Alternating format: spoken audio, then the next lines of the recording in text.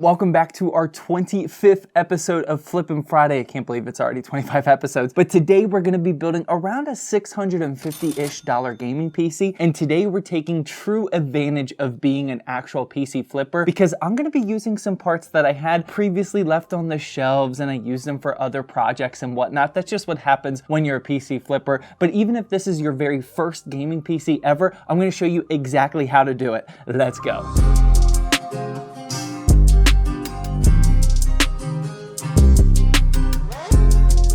Real quickly for our performance parts, these are a little bit weird, again, because I had these in inventory. First up is our CPU, and this is the Ryzen 7 3700X. You can buy these for around $100-ish, but again, I already had it here in the studio. For our motherboard, this is the ASRock X570M Pro 4. I paid around $80-ish for it, and you can repeat that deal pretty easily. For RAM, we got some XBG Z1. It's a 2x8GB kit clocked at 3200 megahertz. You can easily get that for $50 or even cheaper, especially during Black Friday, which was a couple days ago. And then finally for our graphics card, this is the Gigabyte Eagle RX 6600. You can get these for around $200 to $210. But now that that's all explained, let's start building.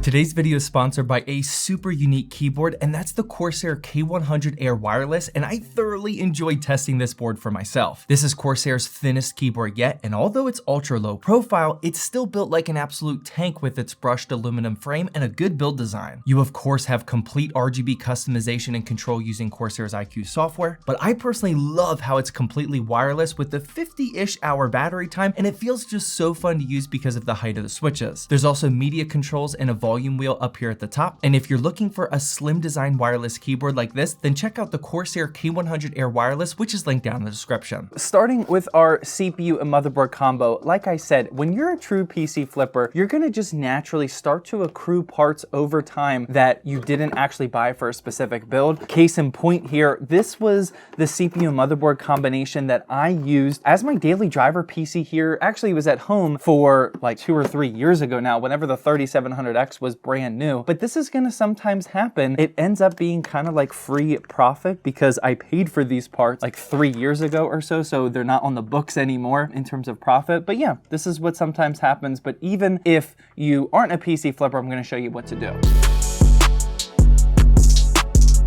This is certainly a really solid combination to go with for a micro ATX build, but if you want to make it a bit newer and updated, then feel free to just swap out the 3700X for either a Ryzen 5 5600 or 5600X to achieve the similar profits. Since I got these essentially for free, since I paid for them like 3 to 4 years ago, for today's video, I'm just going to use what I saw the average price of them were, so around $100 for the 3700X and around $80 for the X570 motherboard. And next up we have our CPU cooler, and this is the Thermalright Assassin King 120, which I've used several times already, but it's important to note that if you combine this cooler with our Rosewill Spectra C101 case, which we'll talk about a bit later, you're going to need some sort of RGB adapter. I fully explained this in a previous Flippin' Friday episode where I used this case, but unfortunately the C101 doesn't allow you to daisy chain extra RGB products to the pre-installed RGB fans, but if you use an adapter like this one, then you'll be able to tie all the fans together real nicely for a really solid look, which you'll see once this build is completed. Now, one thing to real quickly note is that this CPU cooler does come with an RGB adapter so that you can just plug it into SATA power if you don't have any extra motherboard ports. The one thing that I'm trying to say is our case doesn't allow you to daisy chain them all together, so you can easily control the RGBs individually, the case's RGB and then the CPU cooler's RGB, but I'm using an adapter that way we can tie them all together. But honestly, now that I see that this one does include its own SATA power, you don't really need to buy an extra adapter. It's only if you want them all to look the same with just one press of the button. And here's one more tip for you true PC flippers. I didn't have the back plate for this motherboard in the box because again, I bought this motherboard like 3 years ago or so. Whenever you get these extra back plates in your builds, if your CPU cooler doesn't need one, always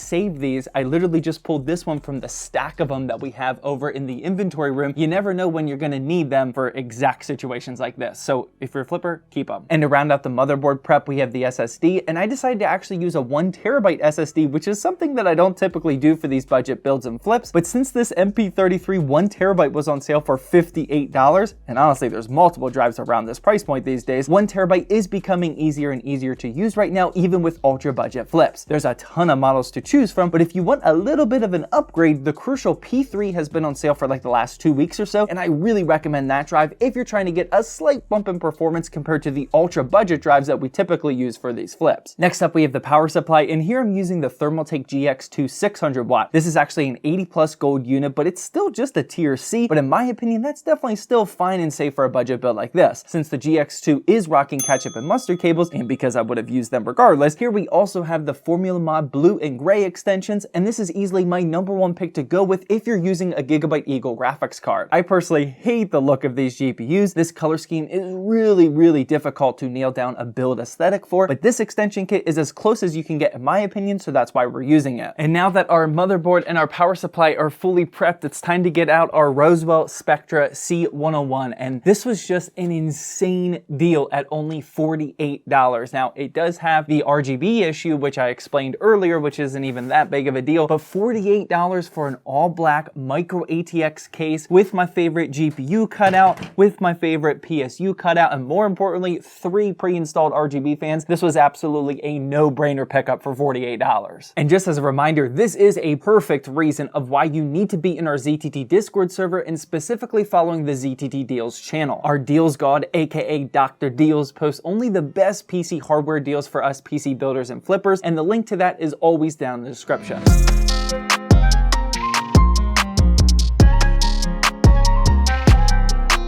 I don't know if anybody noticed this in the video, but I'm just now realizing that I uninstalled the M.2 armor on this motherboard to install the SSD, and the location that I installed this SSD isn't even under the armor, so my bad on that.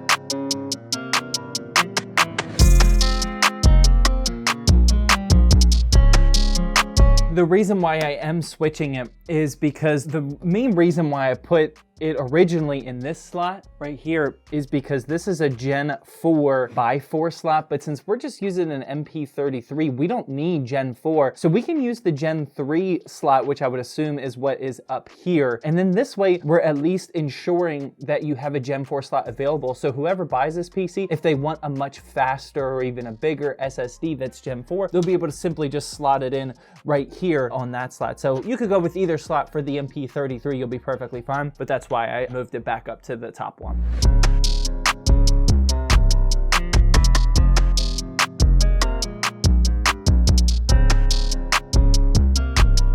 All right, so here is what the completed build is looking like, and as you can see, that RGB is matching up perfectly fine after we use some sort of splitter option, which isn't hard to do. Like I said earlier, you don't even necessarily need this if you don't want it. I personally think that the $48 case is 100% worth it at this price, but I wouldn't really recommend buying it if it's up to like $80 or so, because you do have to spend extra money on that splitter. Again, if you just want all of the RGBs to be controlled with one button. And you can always get something like the Montech Air 100 instead. But with that being said, here you have the full parts list, and as you can see, I paid $668, and this is some very solid price to performance value, as we'll see in the benchmarking section. I personally think that you'd be able to sell a build like this for around $800 if you're patient, but the RX 6600 can only take you so far, so I probably wouldn't try to get any higher than that depending on your local area. And for the benchmarks, here's what it's looking like for the 3700X and RX 6600 combo. Like I said earlier, the only reason I'm using this kind of weird combo is because of the extra parts that I had in my studio, but either way, it's still rocking some really solid FPS numbers for 1080p gaming. And as always, this build will be for sale over on my website, zackstechdrive.com. This will be posted on our upcoming January 1st launch, so save your Christmas or work bonus money for that. And as always, we do always have the restocked PCs now available on the website if you can't wait for the limited drops like this one. Honestly, that looks really good. But yeah, hopefully you enjoyed this 25th episode of Flippin' Friday. Make sure you click the playlist that's on the screen now to get fully caught up on all the other previous episodes, and I'll see you guys in the next video. And I still don't have an outro, so I'll come up here. Bye.